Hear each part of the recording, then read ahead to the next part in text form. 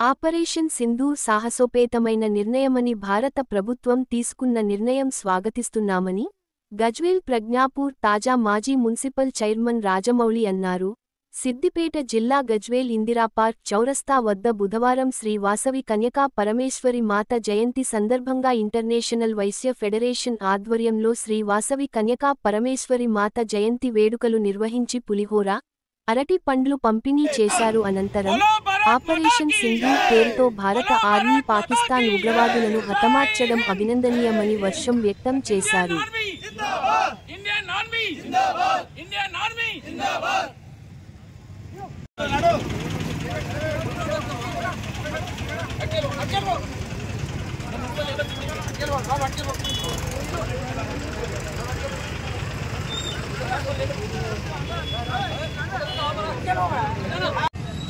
జయంతి జరుపుకుంటున్నాం.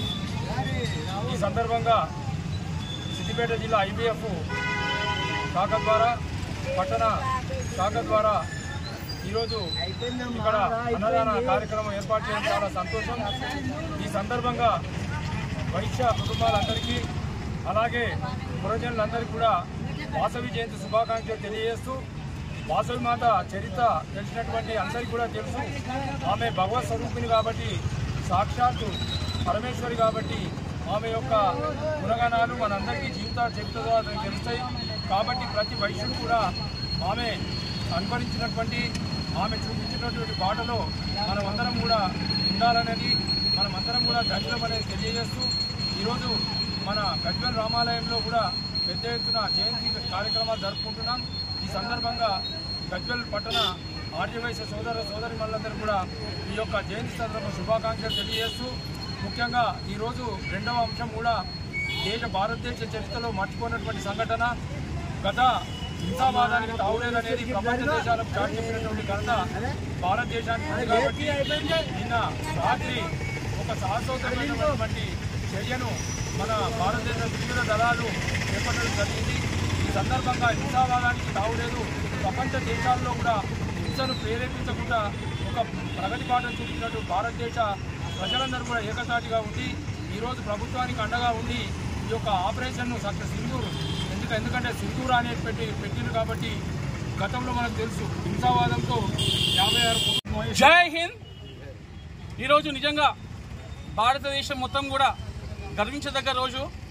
ఎందుకంటే కొన్ని రోజుల క్రితం భారతీయ మహిళల ముందే నిర్కషకంగా వారి యొక్క భర్తలను చంపి మన భారత మహిళల యొక్క నుదుటి తిలకాన్ని తుడిచేసినటువంటి టెర్రరిస్టులను నిన్న రాత్రి ఆపరేషన్ సింధూర్ ఏదైతే భారత మహిళలపై బొట్టుని సింధూరాన్ని చెడిపేసిరో అదే ఆపరేషన్ సింధూర్ అనే పేరుతో భారత రక్షణ వ్యవస్థ గత రాత్రి పాకిస్తాన్లో ఉన్నటువంటి POK ఆక్రమిత స్థావరాలపై అలాగే పాకిస్తాన్లో ఉన్నటువంటి టెర్రరిస్ట్ స్థావరాలపై ఆకస్మిక దాడి చేయడం నిజంగా ఒక భారతీయుడిగా మనందరం గర్వించదగ్గ రోజు.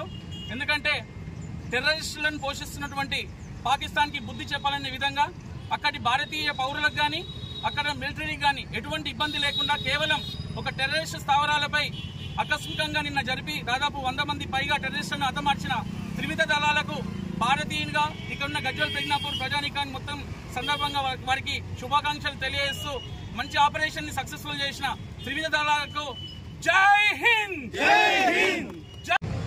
కన్యకా పరమేశ్వరి జయంతి సందర్భంగా ఇక్కడ పులిహోర పండ్ల పంపిణీ కార్యక్రమం ఇందిరాపార్క్ చౌరస్తా వద్ద మా ఇంటర్నేషనల్ వైశ్య ఫెడరేషన్ సిద్దిపేట శాఖ గజ్వేల్ శాఖ ఆధ్వర్యంలో ఏర్పాటు చేయడం జరిగింది.